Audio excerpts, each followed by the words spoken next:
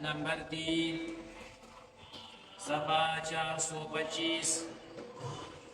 أعوذ بالله من الشيطان الرجيم بسم الله الرحمن الرحيم خلق السماوات والأرض بالحق تعالى عما يشركون خلق الإنسان من نطفة فإذا هو خصيم مبين والأنعام خلقها لكم فيها دفء ومنافع ومنها تأكلون ولكم فيها جمال حين تريحون وحين تسرحون وتحمل أثقالكم إلى بلد لم تكونوا بالغيه إلا بشق الأنفس إن ربكم لرؤوف رحيم والخيل والبغال والحمير لتركبوها وزينة ويخلق ما لا تعلمون صدق الله العظيم.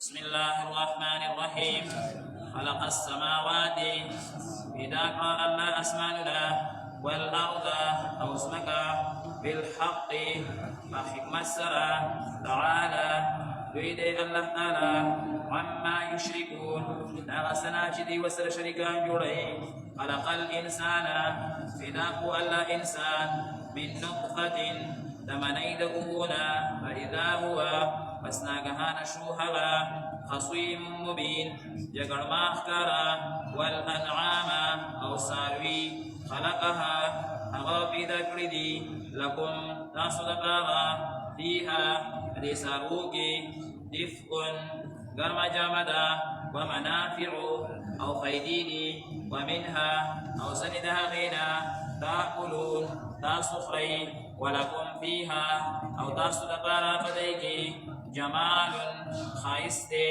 حين تريحون كم وقتي واپس تصدر ولي وحين تسرحون أو كليت سباب زي وتحملوا أو هغيت جتي أثقالكم بارون استاسو إلى بلد هغخارون طرفتا لم تكونوا جنوي تاسو بالغيه تسيدنك هغيتا إلا مغر بشق الأنفس بمشقت تسان نخبلو إن ربكم بشكر استاسو لرؤوف رحيم دير مهربان رحم كون كده والخيل أو بدايك رأسنا والبغال أو قشري والحمير أو خنا لتركبوها لتصصور شيء باغباني وزينة أو هغا خايس تستاسو ويخلقوا أو اللغة بداكي ما هغسدنا لا تعلمون لتاسو يترقصا نبي جني.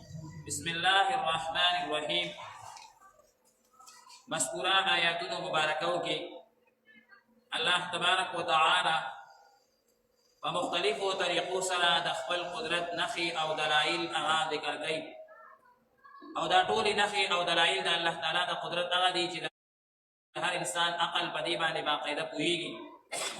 اول الله تبارک وتعالى د ټول لوی مخلوق اسمان او بیا د هغې سره مقابل کې لوی مخلوق د ځمکې ذکر الله تبارک وتعالى کوي.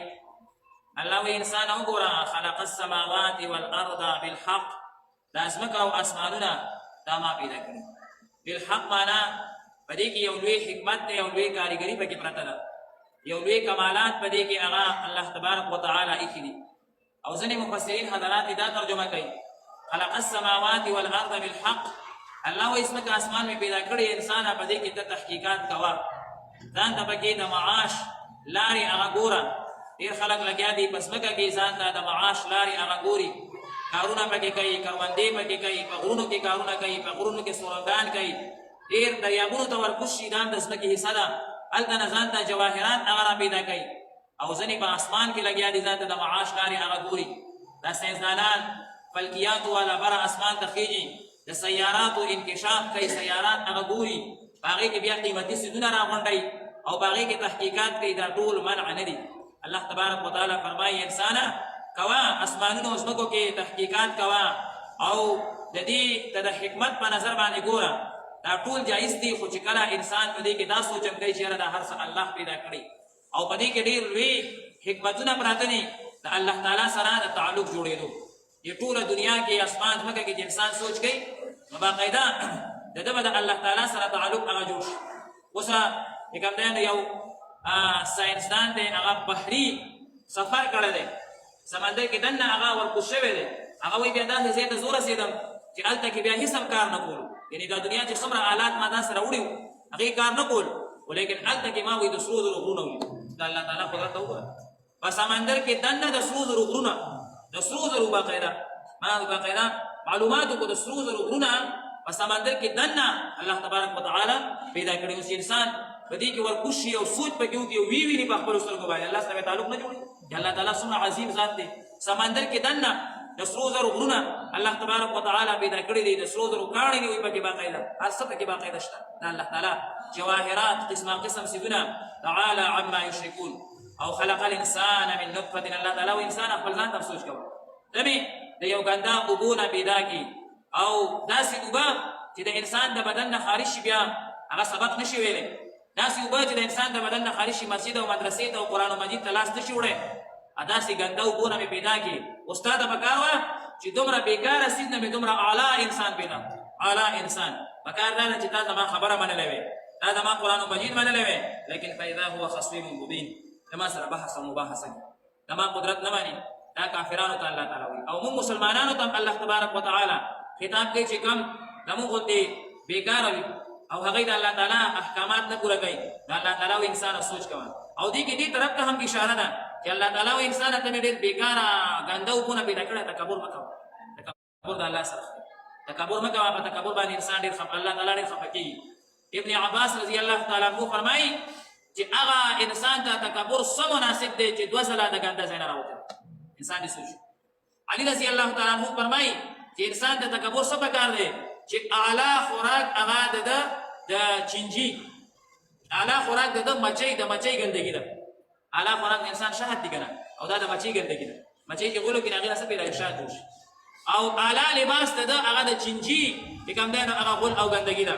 د ریخمو د چینجۍ چې ګندګي وکړي غولو کړي نو د هغې نه ریخم پیدا کېږي. او انسان اعلی لباس دی.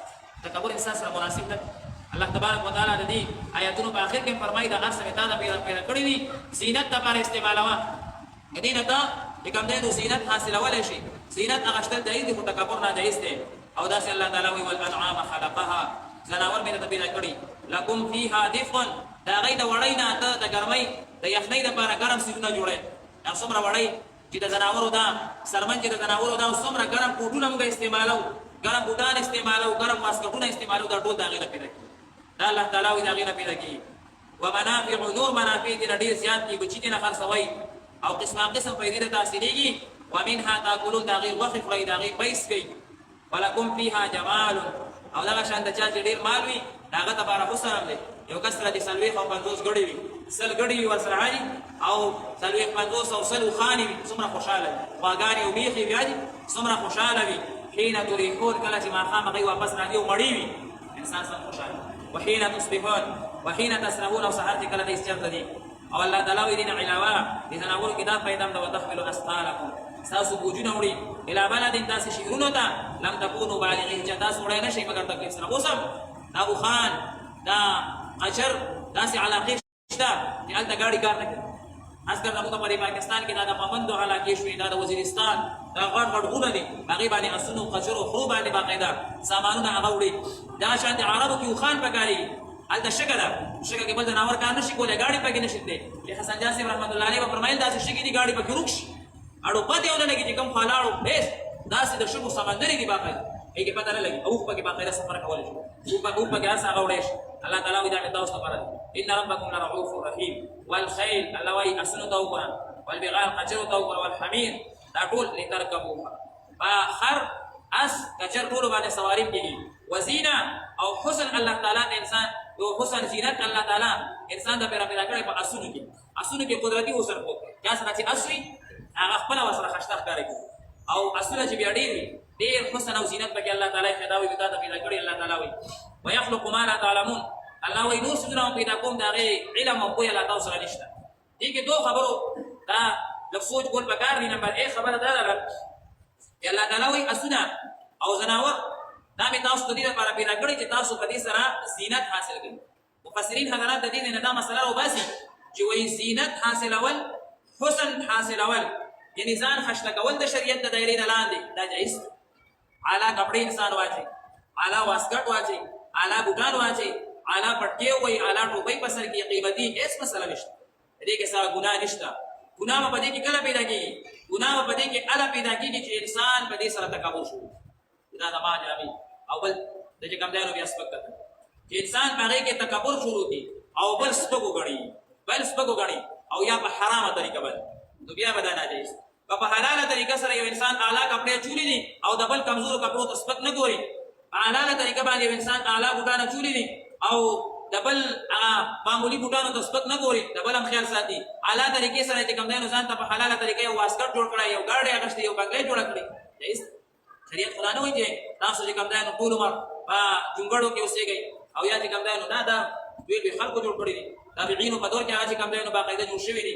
صحابه کرامو په دور کې هغه جوړ شوي. ټیک ده، یو صحابي متعلق دا راغلی چې نبي علیه الصلاة والسلام هغه په هغه کور باندې خفه و چې یاره دا غټ کور یې ولې جوړ کړی دی؟ خو یا خو دا د هغه خصوصیت دی. صحابه علما کرام دا خصوصیت یا نبی علیہ السلام ته پته و چې دته مناسب نه دی، دا پړه کې تکبر پیدا کېږي. نبی علیہ السلام دې دا هغه چې کوم دی نو کټ ګیرا دي ختم.